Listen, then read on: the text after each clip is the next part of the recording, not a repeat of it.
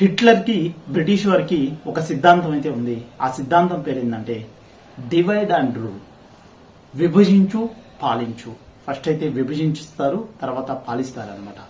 దీని యొక్క ఉద్దేశం ఏంటంటే ఎప్పుడైతే వాళ్ళు అందరూ ఒకటిగా ఉంటారో, తర్వాత ఏంటంటే బ్రిటిష్ వారు ఎప్పుడైతే ఇండియాకు వచ్చారో వాళ్ళు ఏం చేశారంటే వ్యాపారం కోసం ఇండియాకు వచ్చినప్పుడు ఎప్పుడైతే అందరూ ఇండియన్స్ అంతా ఒకటిగా ఉన్నారో అప్పుడు ఏం చేశారంటే వాళ్ళు ఏం చేయలేకపోయారు అనమాట. తర్వాత ఏం చేశారంటే వాళ్ళని కులాలుగా, మతాలుగా, వర్గాలుగా విడదీసి తర్వాత ఏంటంటే వీళ్ళని పాలించడం మొదలుపెట్టారనమాట. ప్రస్తుతం మన సమాజంలో కూడా జరుగుతుంది సేమ్ సిచ్యువేషన్ అనమాట. ఇప్పుడు ఏదైతే జరుగుతుందో దాని గురించి అయితే మనమైతే ఇప్పుడు ఈ వీడియోలో క్లియర్గా తెలుసుకుందాం. ఇంకెందుకు ఆలస్యం, మీరు కూడా ఈ వీడియో మొత్తం కూడా చూడండి. హలో గైస్, అస్సలం వాలేకుం. ఎలా ఉన్నారు? ఈ రోజైతే మన దేశంలో ఎటు చూసినా గానీ రచ్చ రచ్చ జరిగిపోతుంది అనమాట. ఒక 10 రోజుల నుంచి ఎలా ఉందంటే మన దేశంలో జూలై 31 నుంచి అసలు ఎంత కఠినంగా ఉన్నాయంటే దేశంలో ఎక్కడ మొత్తం కూడా హిందూ ముస్లింలు కొట్టుకోవటం, ఇంత రాద్ధాంతం జరుగుతుంది అనమాట. దీని అంతటికి కారణం అసలు ఏంది, దాని గురించి అయితే ఈ వీడియోలో తెలియజేస్తాను అనమాట. ప్రతి ఒక్క ముస్లిం, హిందూ సోదరులు, క్రిస్టియన్ సోదరులు ప్రతి ఒక్కరు చూడండి. మనం అసలు ఈ వీడియో ఎందుకు చూడాలంటే చూడండి, ఎవరో కొందరు చేసే రాజకీయ పనుల వల్ల ఈరోజు ఎవరు సఫర్ అవుతున్నా అంటే అది మనమే. ఈరోజు ఒక తెలియని అమాయకపు జనాలు చనిపోతున్నారు. అది ముస్లిం అయినా, హిందూ అయినా, క్రిస్టియన్ అయినా, లేకపోతే సిక్ అయినా, లేకపోతే ఏ మతస్థుడైనా సరే ఈ రాజకీయ నాయకులు కొందరు ఎవరైతే ఉన్నారో, అందరు రాజకీయ నాయకులు కాదు, కొందరు వాళ్ళ స్వార్థం కోసం చేసే కొన్ని పనుల వల్ల ఏమవుతుందంటే ఈరోజు ప్రపంచంలో అల్లకుల్లోలంగా ఉంది. అసలు ఈ వీడియోలో రీసెంట్ గా అసలు ఏం జరుగుతుంది మన ఆంధ్రప్రదేశ్, మన ఇండియాలో అసలు రీసెంట్ గా ఈ జూలై 31 నుంచి అసలు ఏమేమి రాద్ధాంతాలు జరుగుతున్నాయి అనేది ఈ వీడియోలో అయితే మీకు ఇప్పుడైతే క్లియర్ గా చూపిస్తాను. మీరు కూడా ఈ వీడియో లాస్ట్ వరకు చూడండి. ఇదైతే కొద్దిగా పెద్ద వీడియో అనమాట. ఈ వీడియోని మీరు కూడా క్లియర్ గా అర్థం చేసుకోండి. ఇది అయితే ఒక హిందీలో దేశభక్త్ అనే ఒక ఛానల్ ఉంది. అతనైతే క్లియర్ గా అసలు ఒక డేటా, ఒక ఎనాలిటిక్స్ మొత్తం కూడా తీసి అసలు రీసెంట్ గా జూలై 31 నుంచి ఏం జరిగింది, ఈ గుర్గాంలో, అదేవిధంగా నూహ్లో, అదేవిధంగా మన ముంబైలో ఏం జరుగుతుంది అనే దాని గురించి క్లియర్ గా తను ఎక్స్ప్లెయిన్ చేశాడు అనమాట. మీరు ఒక మానవత్వ మనిషిగా ఎదగాలనేది అనమాట. మన చదువు మనకి ఏ విధంగా ఉపయోగపడాలంటే, మనం ఒక చదువుకుంటున్నాము లేకపోతే ఒక ధర్మం గురించి తెలుసుకుంటున్నామంటే మన ధర్మం లేకపోతే మన చదువు ఈ రెండు అనేది తోటి వారికి సహాయం చేయటం కోసం పనికి రావాలి. అదేవిధంగా తోటి వారితో ప్రేమాని అభిప్రాయాలు చూపించాలి, తోటి వారిని మంచిగా పలకరించడాన్ని నేర్చుకోవాలి. ఇవి కాకుండా ఈరోజు మన దేశంలో జరిగే వీటిని అయితే ఒకసారి అయితే మనం చూద్దాము. గైస్ మీరు కూడా చూడండి. पाठशाला में आज 3 कहानियां और 3 किरदार जो हमें दिखाते हैं कि नफरत की राजनीति किस तरीके से हमारे देश में जीत रही है और किस तरीके से ये नफरत की राजनीति अब और स्पीड पकड़ने वाली है अगले कुछ महीनों में। इन 3 किरदारों को शायद आप पहचानते भी नहीं होंगे, लेकिन पिछले 24 घंटों में बवाल मच चुका है। इन तीनों के वजह से काफी हद तक बहुत लोगों को कष्ट पहुंचा है और कहीं ना कहीं नफरत की राजनीति कैसे जीती है, ये 3 किरदार और इनकी कहानी हमें यह बात दर्शाती है। शुरू करते हैं सबसे बड़ी खबर से, तो ऑब्वियसली जिसके बारे में सभी लोग बात कर रहे हैं, और वो है ट्रेन में। ఈ వీడియోలో ఏంటంటే ఈ ముగ్గురు ఎవరైతే ఉన్నారో వీళ్ళ ముగ్గురు వల్లే మొన్న రీసెంట్ గా ఒక 10 రోజుల నుంచి మొత్తం దేశవ్యాప్తంగా అల్లకుల్లోలం అయిపోయింది అనమాట. మన నూహ్లో గానీ, గురుగాంలో గానీ, అదేవిధంగా ముంబైలో గానీ మొత్తం కూడా అల్లకుల్లోలం అయిపోయింది. దాంట్లో మొదటి సన్నివేశం వచ్చేసరికి ట్రైన్ సన్నివేశం అనమాట. ఇది వచ్చేసరికి జూలై 31 జరిగింది అనమాట. ఈ సన్నివేశం ముంబై టు జైపూర్ టు చెన్నై వెళ్లే ట్రైన్ లో ముంబై ఏరియాలో జరిగింది అనమాట. ఇది ఓసారి చూద్దాం అసలు ఈ ట్రైన్ లో ఏం జరిగింది అనేది. जो शूटिंग की खबर आई, they operate from Pakistan, Jaipur train firing accused, chilling video sparks outrage. अभी कुछ ही दिन पहले मणिपुर वीडियो की वजह से आउटरेज हुआ, और अब ये जो ट्रेन जा रही थी जयपुर से मुंबई सेंट्रल, उसमें जो फायरिंग हुई उसके वजह से काफी आक्रोश है लोगों में, काफी शौक है, क्योंकि ऐसी घटनाएं हमारे देश में 70 साल से नहीं हुई हैं, अब होने लगी हैं। अगर आपने वीडियो नहीं देखा, मैं आपको नहीं दिखा सकता हूं, क्योंकि सरकार ने ऑलरेडी एक्शन ले लिया है। जैसे कि मणिपुर वीडियो आउट हुआ, उसी तरीके से यूनियन गवर्नमेंट ने सबसे पहले तो बोला कि ट्विटर जी आप ब्लॉक करो। ये जो आरपीएफ चेतन सिंह जी हैं जिन्होंने ये अंजाम दिया इस टेररिस्ट एक्ट को, और मैं बताता हूं आपको ये टेरर एक्ट क्यों है। उसको हटा दिया जाए, जिससे लोगों का आक्रोश थोड़ा कम हो जाए।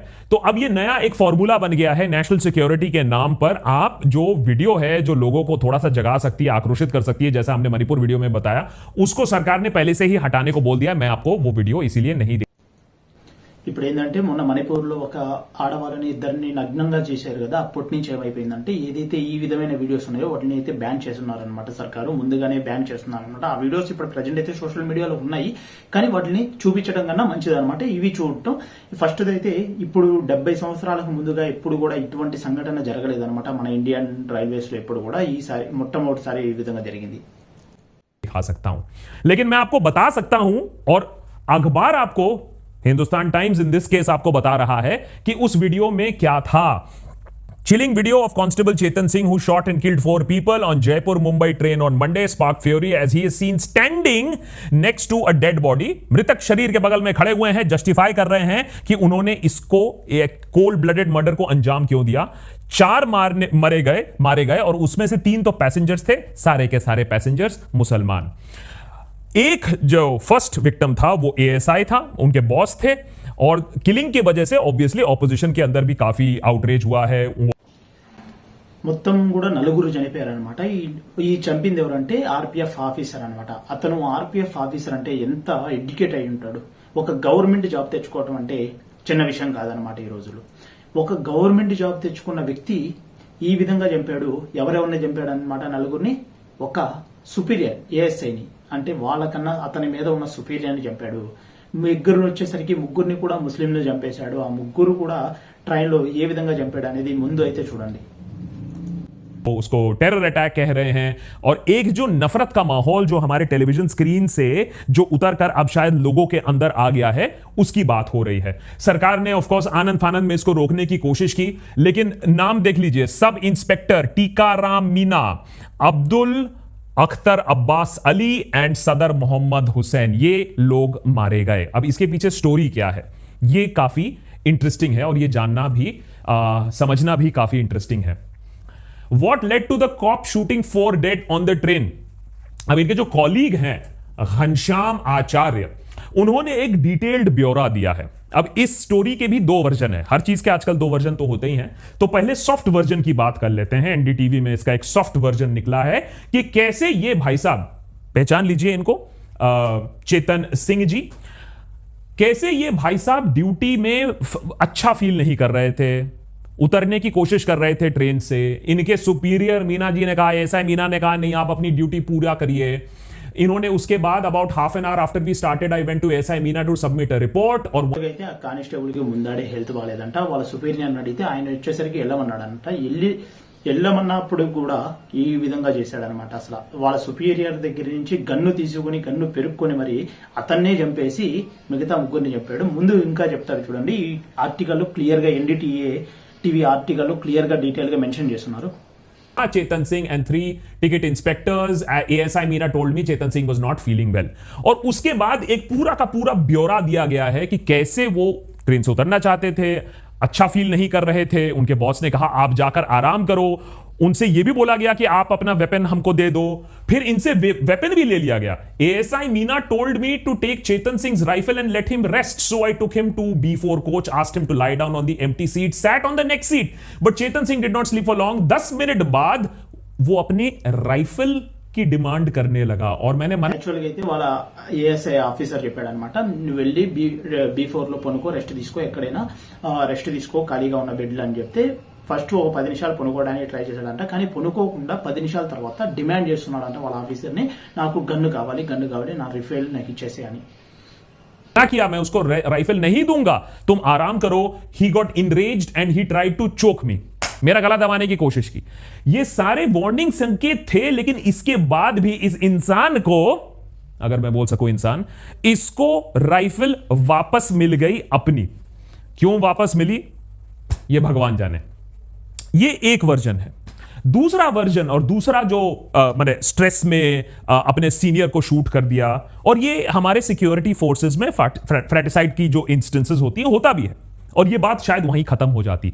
लेकिन अपने सीनियर एएसआई मीणा को मारने के बाद देखिए ये इंसान क्या करता है, जिसके वजह से ये जो दूसरी जो कहानी है, जिसके वजह से लोग काफी आक्रोशित हैं। Muslim passengers amongst 4 killed as police officer opens fire, 4 shot dead by RPF man in hate crime on moving train। हमारे देश में अब जो अमेरिका में व्हाइट सुप्रीमिस्ट हेट क्राइम जिसके बारे में बोला जाता है, उस तरीके से अब क्या इस तरीके के हमें हेडलाइंस देखने पड़ेंगे? Railway policeman goes on a killing spree on train and then hails Modi and Yogi. Scroll का आर्टिकल। आरपीएफ कांस्टेबल ఇతను కూడా ఇంత స్థితిలో ఉన్నప్పుడు కూడా ఎవరిని కాల్చాడంటే ఓన్లీ ఎవరైతే ముస్లిమ్స్ ఉన్నారో వాళ్ళని సెలెక్షన్ చేసుకుని కాల్చాడనమాట. వాళ్ళలో ముగ్గురిని సెలెక్టివ్ గా కాల్చాడనమాట. ఆ సెలెక్టివ్ ఎలా కాల్చారు అనేది అసలు చూడండి. kills 3 Muslims, 1 senior. Report suggest killer picked victims from passengers. चुन के मारा गया है और ये ही सबसे ज्यादा वरिंग डेवलपमेंट है इस स्टोरी में। Mumbai train shootout. अब इसमें जो डिफेंस आ रहा है वो ये है कि भाई साहब मानसिक स्थिति इनकी खराब थी। मैं तो बिल्कुल मानता हूं मानसिक स्थिति खराब थी ही, लेकिन एक डिफेंस जो आ रहा है, हर चीज में आजकल डिफेंस तो होता ही है। डिफेंस ये आ रहा है कि इनकी मेंटल स्टेट अच्छी नहीं थी, और जो एक्सपर्ट्स हैं वो ये कह रहे हैं कि अगर ये मेंटल स्टेट की बात हो तो शायद पनिशमेंट से भी बच जाएंगे, ये दिखा के कि उनको टेम्पररी इंसैनिटी हुई थी जिसके वजह से उन्होंने ये कांड किया और उसके वजह से वो बच भी जा सकते हैं। तो ये एक तरीके से स्टोरी लाइन डेवलप हो रही है कि मेंटल इंसैनिटी में యాక్చువల్గా వాళ్ళు ఏం చెప్తున్నారంటే మెంటల్ అతనికి మానసిక స్థితి బాగలేదు, దానివల్లే ఇట్లా ముగ్గురిని చంపేశాడని అయితే ఒక కథ అయితే రాసుకొచ్చారనమాట. యాక్చువల్గా ఒకవేళ మానసిక స్థితి బాగలేకపోతే ఏ విధంగా చంపాడో చూడండి.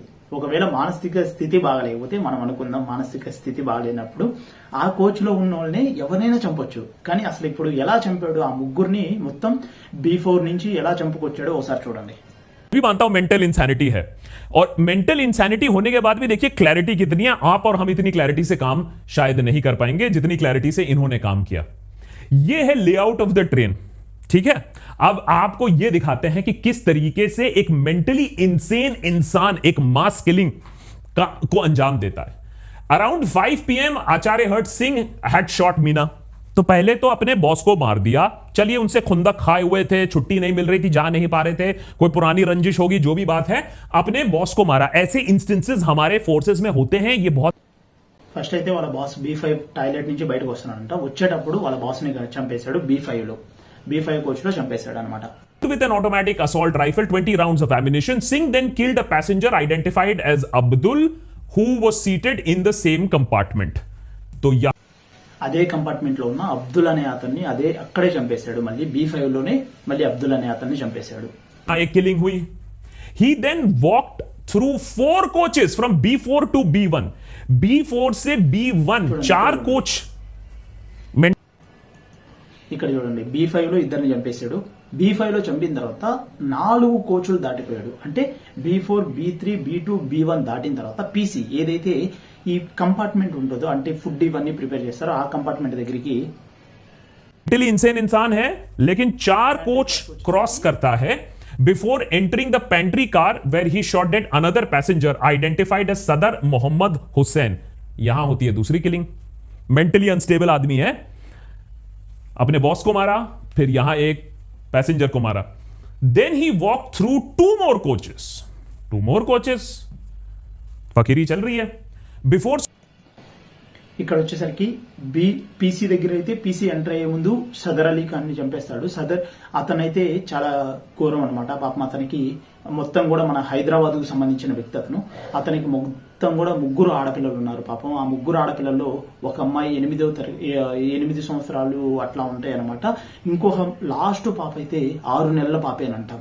మరి వాళ్ళ కుటుంబానికి అల్లా హిదాయత్ ఇవ్వాలని మనస్ఫూర్తిగా దువా చేసుకున్నాను. వాళ్ళకి, వాళ్ళ కుటుంబానికి, వాళ్ళ భార్యకి, వాళ్ళ పిల్లలకి రేపు ఫ్యూచర్ లో ఎటువంటి ఇబ్బందులు కలగకుండా మనం అందరం కూడా దేవుడితో అయితే దువా చేసుకున్నాం ఇన్షాల్లా. Stopping at S6 and shot dead Asghar Abbas Ali. 5-6 यहां एक और किलिंग होती है. అక్కడి నుంచి 5-6 వచ్చేసరికి అక్కడ మళ్ళీ ఇంకొక అతన్ని, అంటే అస్గర్ అబ్బాస్ అలీని చంపేస్తారనమాట. అంటే మొత్తం 4 ఇక్కడి నుంచి B5 నుంచి మొదలు పెట్టుకొని B5 లో 2, తర్వాత PC కి ఎంటర్ అయ్యేటప్పుడు ఒకరిని, తర్వాత S6 అంటే చూడండి ఇక్కడ ఎంత హేట్ అనేది ఉంది. ఇప్పుడు ఒక పోలీస్ ఆఫీసర్ అయి ఉండి ఒక పర్టికులర్ రిలీజియన్ మీద ఇంత ద్వేషాన్ని అనేది పెట్టుకున్నారనమాట. अब आपकी श्रद्धा है, समझ लीजिए कि ये मेंटल इंसैनिटी है या हेट फील्ड इंसैनिटी है. और हेट फील्ड इंसैनिटी है या नहीं है वो आप इस बात से समझिए कि ये कत्ल करने के बाद वो कहता है कि मेरा वीडियो बनाओ. After allies body fell on the floor, Singh rested his weapon and asked the rest of the passengers in the coach to record a video. अब वो वीडियो मैं दिखा नहीं सकता हूं आपको क्योंकि वो चैनल बंद हो जाएगा, क्योंकि सरकार कहेगी कि ये नेशनल सिक्योरिटी की बात है. लेकिन मैं आपको कोट दे सकता हूं. पाकिस्तान से ऑपरेट हुए हैं ये देश की मीडिया, यही खबरें दिखा रही है. जो रात को चीख के चिल्लाया जाता है, लोगों को भड़काया जाता है, क्या ये उसका नतीजा है कि एक मरे हुए शव के ऊपर उसको आप पाकिस्तान से ऑपरेट बता रहे हो? यही देश की मीडिया कहती है. पता चल रहा है उनको, सब पता चल रहा है, इनके आका हैं वहां. और आप शायद किसी को जानते भी नहीं, उसके शक्ल से, उसकी दाढ़ी को देखकर. अगर हिंदुस्तान में रहना है तो मैं कहता हूं मोदी और చూడండి అసలు ఏమన్నా వాళ్ళ నలుగురిని చంపేసిన తర్వాత ఒక బాడీ దగ్గర కూర్చొని గన్ను పెట్టుకొని ఒక వీడియో, అంటే కో ప్యాసింజర్స్ ఉంటారు కదా, వాళ్ళతో ఒక వీడియో తీయమని చెప్పేసి ఏమని చెప్తున్నానంటే వీళ్ళందరూ పాకిస్తాన్కి సంబంధించిన వాళ్ళు. అంటే ఇప్పుడు గడ్డం పెట్టుకుంటే పాకిస్తాన్కి బ్రదర్, అందరం కూడా స్వతంత్రం వచ్చిన తర్వాత ఇదే దేశంలో ఉండాలి, ఎంతో మా తాతలు అందరూ కూడా ఈ దేశంలో పుట్టి పెరిగిన వాళ్ళమని ఇక్కడే ఉంటున్నాం, మేము ఈ దేశం కోసం ఏమైనా చేయగలము, మేము మనందరం గడ్డం పెట్టుకుంటాం అనేది మా సల్లల్లాహు అలైహి వసల్లం గారి యొక్క సున్నత్. దానిని తప్పుగా అర్థం చేసుకుని ఎవరిని పడితే వాళ్ళని చంపేయడం అనేది ఇది ఎంత మాత్రం న్యాయం కాదనమాట. అతను అంటున్నాడు, మళ్ళీ ఏమంటున్నాడు, ఇక్కడ జీవించాలంటే మోడీ అండ్ యోగికి కింద బతకాలని.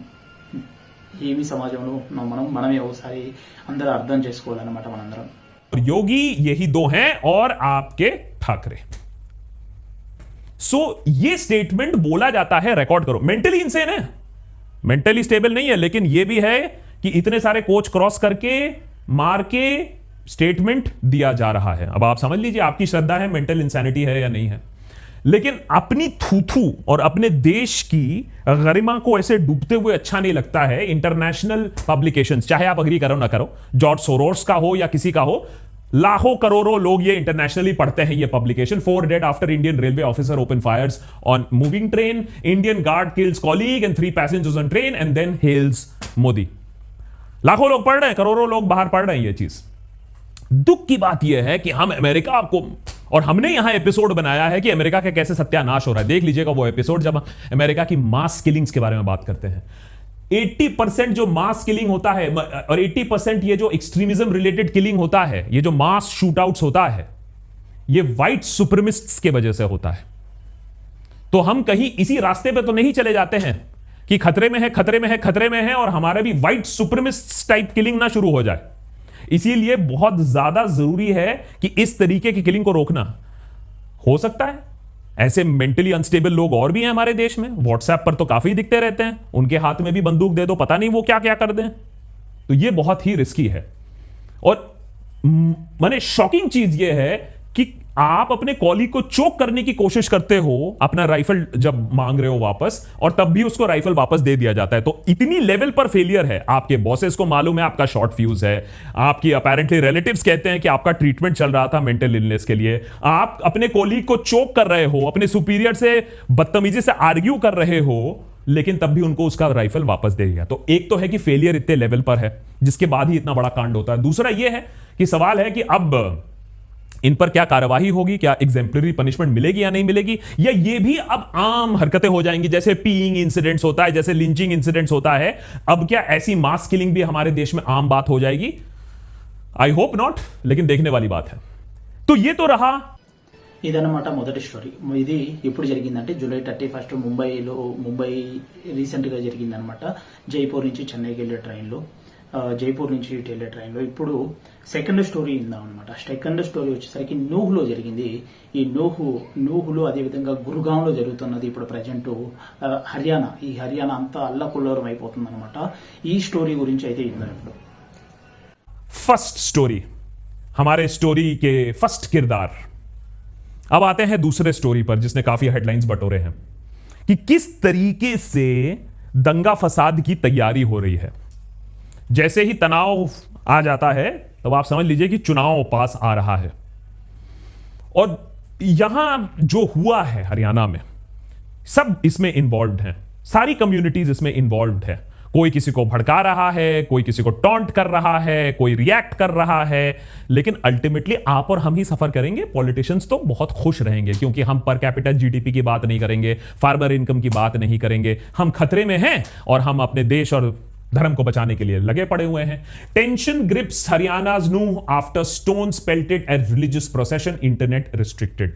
तो हमारे ऊपर भी हमें भी बहुत सारे मैसेजेस आए कि भैया बताइए, इस पर एपिसोड बनाइए कि किस तरीके से टीयर गैस लॉब हुआ, क्राउड्स को किस तरीके से हटाना पड़ा, किस तरीके से पत्थरबाजी हुई, किस तरीके से आर्सनी हुई.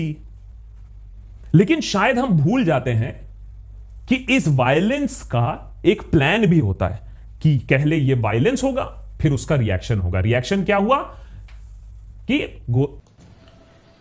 యాక్చువల్గా హర్యానాలో ఏం జరుగుతుందంటే, హర్యానాలో రెండు కమ్యూనిటీల మధ్య గొడవ జరిగిందనమాట. రెండు కమ్యూనిటీల మధ్య ఆ గొడవ వల్ల ఏమైపోయిందంటే అందరూ కూడా ఒక్కసారిగా అయిపోయి గురుగాంలో ఒక మసీద్ ఉందన్నమాట, పెద్ద మసీదు. ఆ మసీదు మీద అటాక్ జరిగి అక్కడ ఒక ఇమాంని 19 సంవత్సరాల ఇమాంని చంపేస్తారనమాట. అతన్ని చూద్దాం అసలు. गुरुग्राम में मॉस्क पर अटैक करेंगे. 5 लोग की तो अभी तक मौत हो चुकी है. आइए इस पर आते हैं और समझते हैं कि इसका मैथ्स क्या है और किस तरीके से हेट जीत रहा है इस मैथ्स में. पहले तो शुरू करते हैं कि ऑब्वियसली इस क्लैश के पीछे क्या हुआ. Clashes break out between two groups during VHP's procession in Haryana's Nuh. Prohibitory orders impose. लेकिन क्लैश हुआ क्यों, किसको क्या प्रॉब्लम हो गई कि यह क्लैश कराना पड़ा.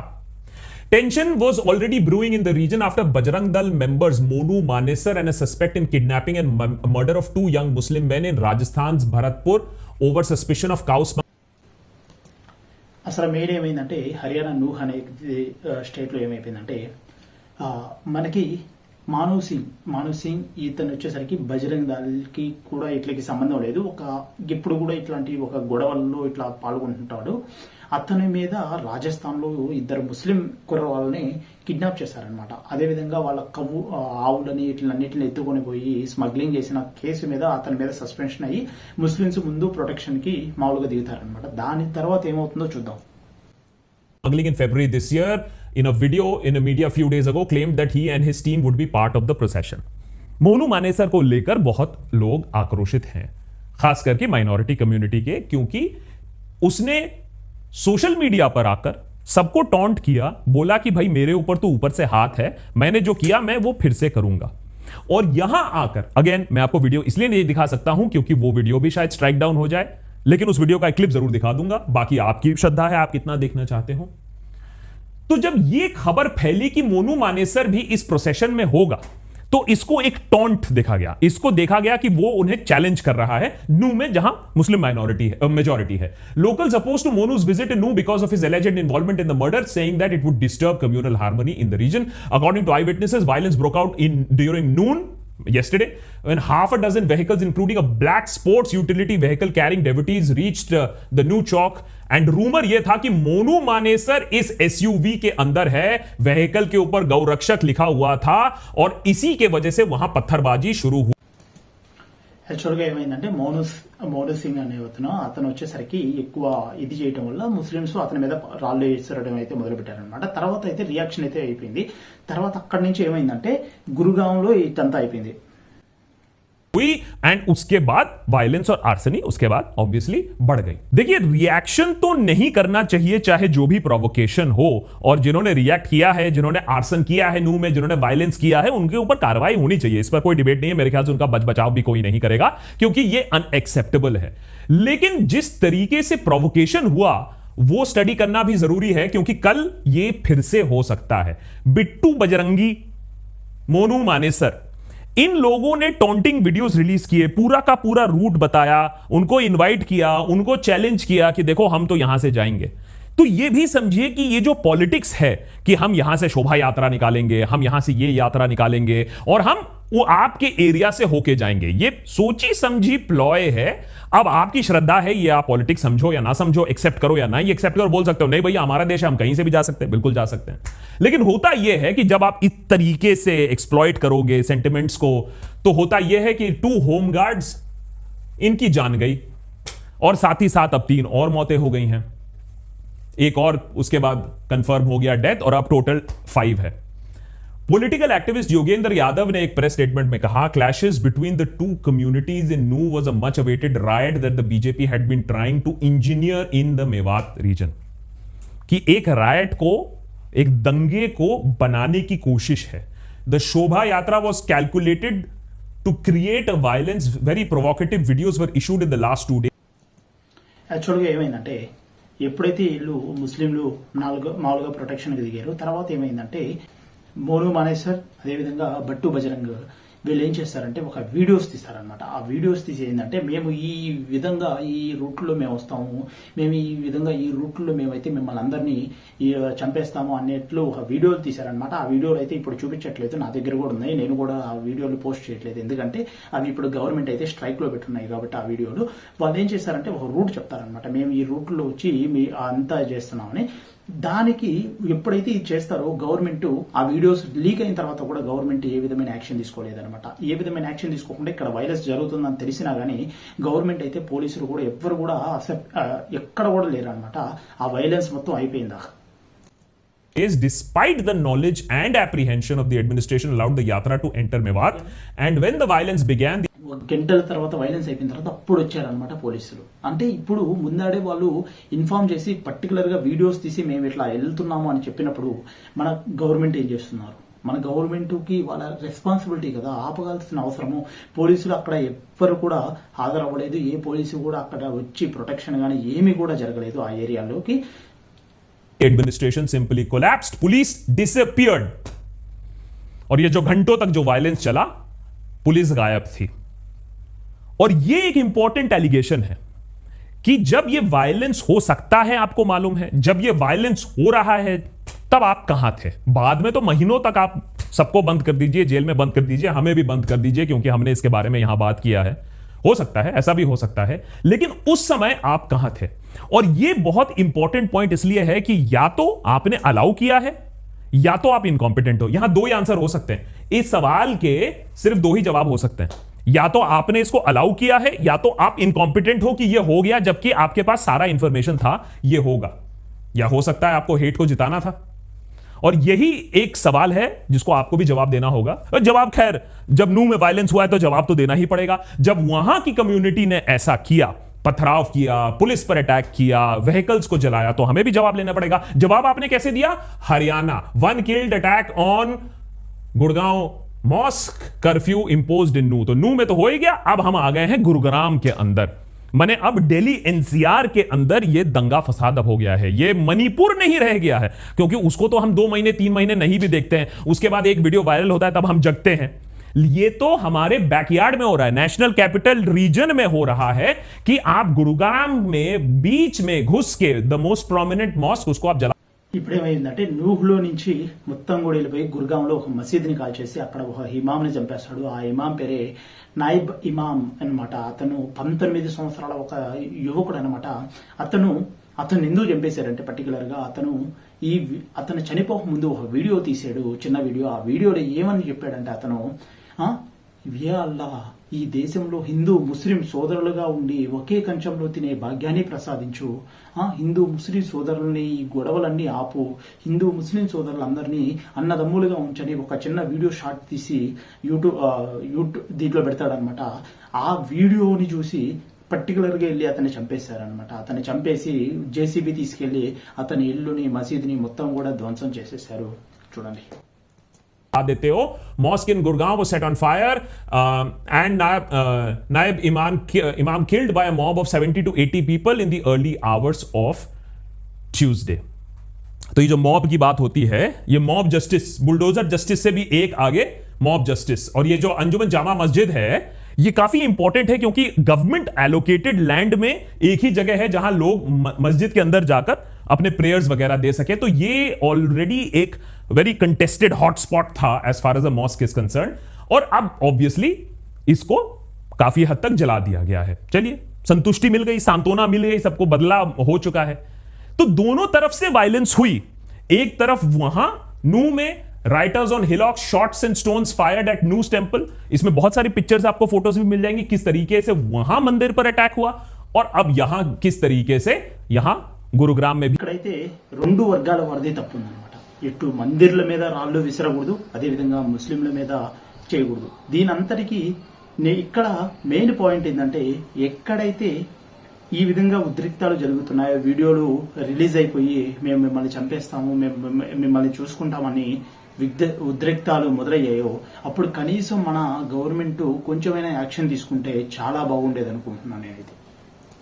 अटैक हुआ, सवाल यह है कि ये सब इनकॉम्पिटेंस की वजह से हो रहा है, ये सब प्लानिंग की वजह से हो रहा है, ये मैं आपके ऊपर छोड़ देता हूं. लेकिन बहुत ఇది మణిపూర్ యొక్క న్యూస్ అన్నమాట. ఇప్పుడు మన దేశంలో ఒక గురుగాం, నూహ్, అదేవిధంగా ముంబైలోనే కాదనమాట జరుగుతున్న చర్చ.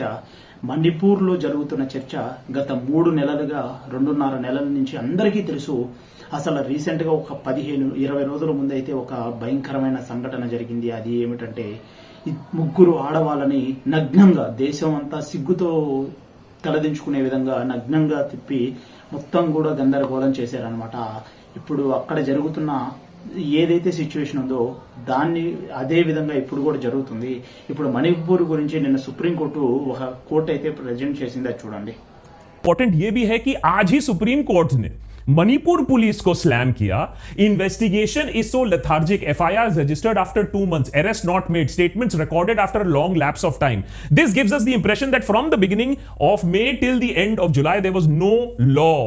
There was no law. There was absolute breakdown of the machinery that you could not even register FIR. Does it not point to the fact that there was a complete... ఇక్కడ సుప్రీంకోర్టు అయితే clear గా mention చేస్తుంది. ఏమని mention చేస్తుందంటే Indian government యొక్క లా అయితే మొత్తం కూడా బ్రేక్ డౌన్ అయిపోయింది. అసలు లా అనేదే లేదు. ఒక లా లేకుండా, ఒక చట్టం లేకుండా ఎవరి ఇష్టం వచ్చినట్టు వాళ్ళు చేసుకుంటున్నారు. అంటే మణిపూర్ లో 2 నెలల క్రితం కేసులు అనేది రిజిస్టర్ అయితే, ఎఫ్ఐఆర్ రిజిస్టర్ అయితే ఒక్క అగైన్ యాక్షన్ కూడా జరగలేదు. అదే విధంగా ఏ విధమైన యాక్షన్ తీసుకోలేదు. అంటే ఎటు పోతుంది మన సమాజం? మన లా అనేది ఇప్పుడు మన కంట్రీలో ఒక కాన్స్టిట్యూషన్ ఉంది. ఆ కాన్స్టిట్యూషన్ ప్రకారం మనము ప్రతి ఒక్కరికి సమానమైన హక్కులు ఉన్నాయి. ఇప్పుడు మన లా అనేది ఎటువైపుగా పోతుంది చూడండి. సుప్రీంకోర్టు కూడా అదే చెప్తుంది. breakdown of the law and order machinery in the state police is incapable of investigation. They have lost control. This is absolutely no law and order. Supreme court కూడా ఇదే చెప్తుంది అనమాట. మణిపూర్ స్టేట్ యొక్క పోలీసులు వాళ్ళు ఏ విధమైన క్యాపబిలిటీ లేదు, వాళ్ళకి శక్తి లేదు ఆ దేశాన్ని, వాళ్ళని మణిపూర్ని కాపాడేదానికి. సేమ్ ఇప్పుడు జరుగుతున్న సిచ్యువేషన్ కూడా అదే అనమాట. హర్యానాలో అదే విధంగా గురుగాంలో ఏదైతే జరిగిందో అదే జరిగిందనమాట. ఏ విధమైన యాక్షన్స్ తీసుకోలేదు. దానివల్ల ఎన్ని గొడవలు అనమాట. सुप्रीम कोर्ट मणिपुर के बारे में बोल रही है, जिस दिन मणिपुर के बारे में बोल रही है वही चीज यहां हो रही है. कौन जवाब देगा पता नहीं, लेकिन यह हो रहा है. अब आते हैं very quickly to the third story and the last story. अगर आपने ये स्टोरी नहीं सुना है तो बहुत ही ट्रेजिक है और आपको दिखाता है कि हेट क्यों जीतता है. हमारे तीसरे किरदार बरेली के फॉर्मर बरेली के SSP Prabhakar Chaudhary transferred hours after taking action against kanwariyas. अच्छी बात है भाई, कावड़ियाज के खिलाफ क्यों एक्शन लेने गए थे? बिल्कुल अलाउड नहीं होना चाहिए. ये किस तरीके की सिंपैथी रखते हैं पता नहीं, लेकिन किया क्या इन्होंने. Prabhakar Chaudhary, senior superintendent of police, Bareilly, Uttar Pradesh, is in news after he transferred on Sunday night 21 times, 21st transfer till date, within hours after he acted against a group of Kavariyas who were adamant to take out. మనకి ప్రభాకర్ చౌదరి అనే అతను ఒక IPS officer అనమాట. అతను Uttar Pradesh category కిందకు వస్తాడు. అతను ఏ విధంగా ట్రాన్స్ఫర్ అయ్యాడో చూడండి. 21 సార్లు ట్రాన్స్ఫర్ అయ్యాడు అనమాట. సిన్సియరిటీగా ఉంటారు కదా, వాళ్ళకందరికీ ఇలాంటి సన్నివేశమే జరుగుతుందని మళ్ళీ మన ఇండియన్ గవర్నమెంట్ అయితే ప్రూవ్ చేసింది.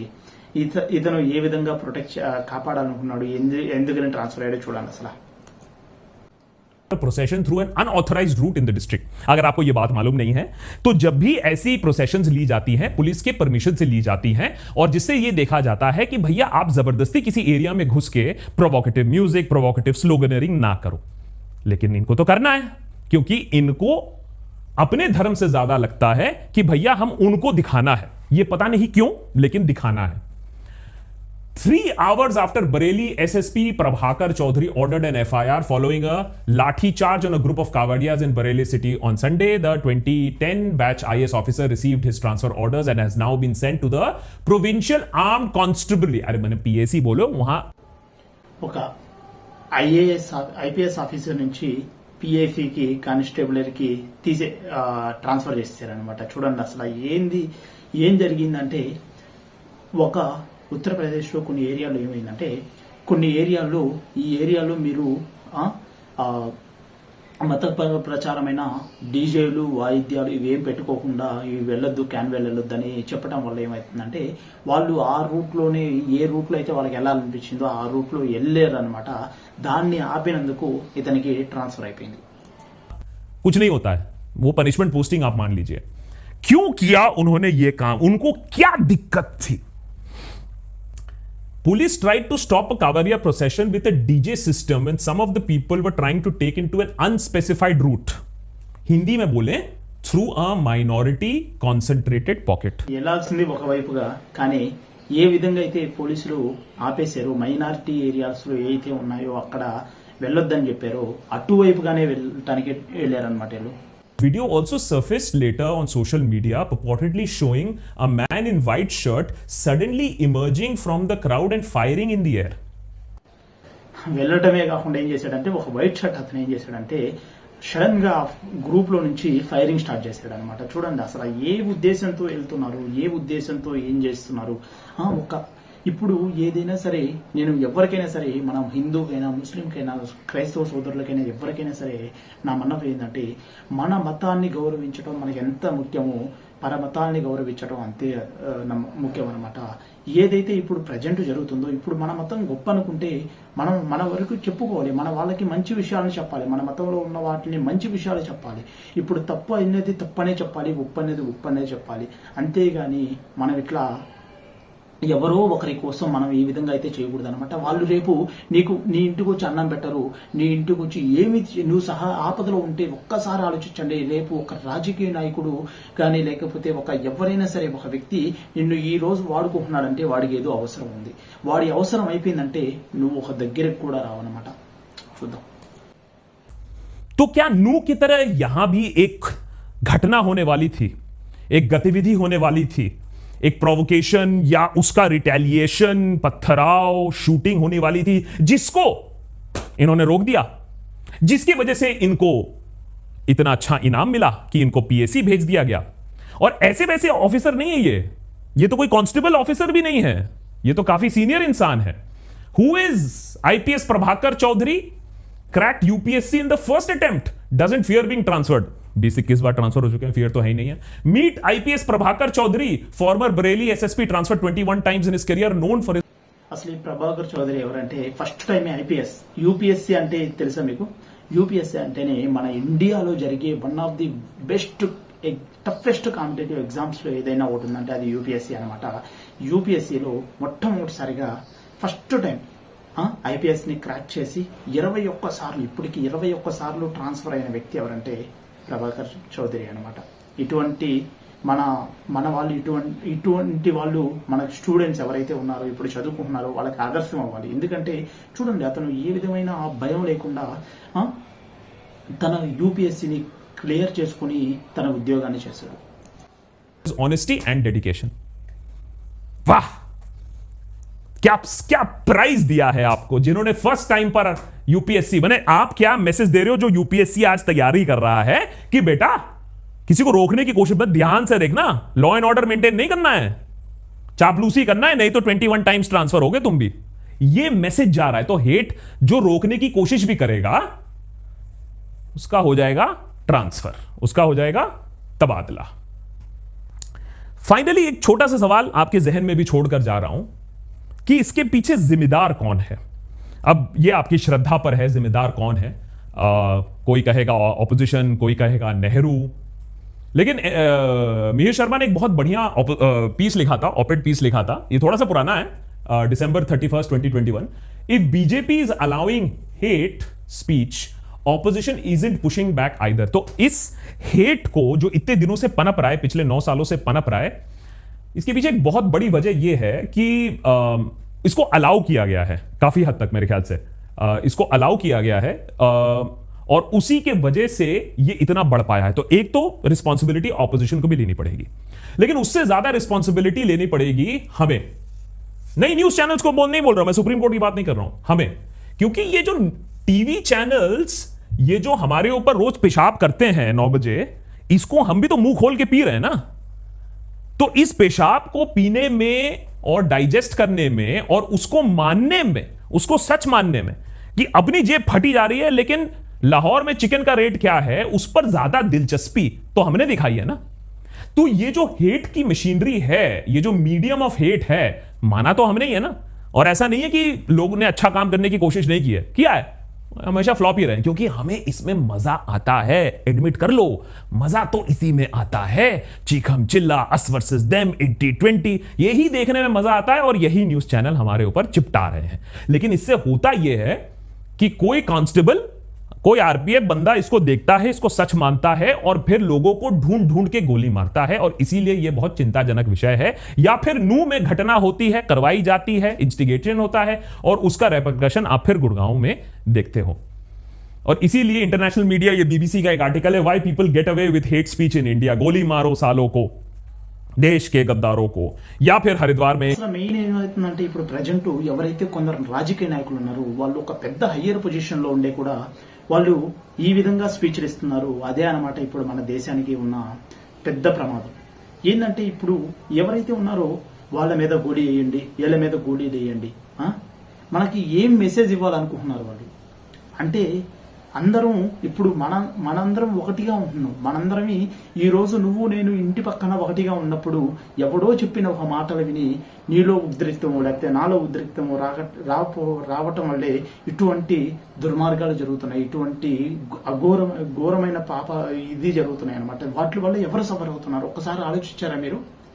ఒక్కసారి ఈ గొడవల వల్ల ఎవరు సఫర్ అవుతున్నారంటే అమాయకమైన చిన్న పిల్లలు చనిపోతున్నారు, అమాయకమైన ఆడపిల్లలు చనిపోతున్నారు, అమాయకమైన ఆడవాళ్ళు చనిపోతున్నారు, అమాయకమైన ముసలి వృద్ధులు చనిపోతున్నారు. ఒక్కసారి ఆలోచించండి. రేపు మీ ఇంట్లో ఎవడైనా సరే ఒకడు గొడవకి వెళ్ళాలంటే ముందు అసలు ఆలోచించండి, అరే ఈ గొడవ వల్ల నాకేమన్నా ప్రయోజనం ఉందా? నాకేమన్నా ప్రయోజనం ఉందా? నాకు ఏం ప్రయోజనం లేని విషయాన్ని నేను ఎందుకు వెళ్ళాలనుకుంటున్నాను? ఒకవేళ ఈ గొడవలో నేను చనిపోతే మా ఇంట్లో వాళ్ళకి దిక్కెవరు? ఎప్పుడైనా ఆలోచించారా మీరు? ఆలోచించాలి. ఎందుకంటే నువ్వు చేసే అనవసరమైన గొడవ వల్ల ఎవడో ఒకడు వాడికి ఇష్టం వచ్చినప్పుడు వాడి గెలవాలను, వాడు ఎక్కడో ఏదో సాధించాలనే ఉద్దేశంతో వాడు ఏదో ఒకటి మాట చెప్తాడు. దానివల్ల అందరు జనాలు ఉద్రిక్తమైపోతున్నారు. చూడండి గైస్, ఎవరైనా సరే మన హిందూ, ముస్లిం, క్రిస్టియన్ సోదరులు, సోదరిమణులారా, మీరు ఈ వీడియో ఎందుకు ఇంత పర్టికులర్ గా చేశానంటే యాక్చువల్ గా ఈ వీడియో వల్ల నాకు కూడా డేంజరే. ఎందుకంటే ఈ వీడియో తీయటం వల్ల, ఇట్లాంటి వీడియోలు తీయటం వల్ల రేపు నన్ను కూడా ఎవరైనా అనే ప్రమాదం ఉంది. కానీ మనకి నిజం తెలియాలి, మన సమాజంలో నిజం తెలియాలి. ఎందుకు ఈ గొడవలు ఎందుకు అవుతున్నాయి అంటే, ఒకటి టీవీ ఛానళ్ళు పదేమని వాటిని ఎక్కువ ప్రేరేపిస్తున్నాయి అనమాట. వాళ్ళు ఎదవలు, వీళ్ళు ఎదవలు, వాళ్ళు చెడ్డవాళ్ళు, వీళ్ళు చెడ్డవాళ్ళు, వాళ్ళు ఏం తెలుసుకోవట్లేదు. ఎక్కడైనా ఒక చిన్నది జరిగితే పలానా ముస్లింలు చేశారు, ఎక్కడైనా ఒక చిన్నది జరిగితే పలానా హిందువులు చేశారు. అంటే ఈ విధంగా ఏమైపోతుంది? ఒక వ్యక్తి పేరు చెప్పండి, ఒక వ్యక్తి తప్పు చేస్తే ఆ వ్యక్తి ఏ మతానికి సంబంధించిన వాడైనా అది అతని వ్యక్తి. అంతేగాని ఒక వర్గాన్ని తీసుకురావటం వల్ల ఏమవుతుందంటే ఇంకొక వర్గం వాళ్ళకి వాళ్ళ మనోభావాలు దెబ్బతిని అరే మా వల్ల ఇట్లా అయిపోయిందని ఇదైపోతుంది అనమాట.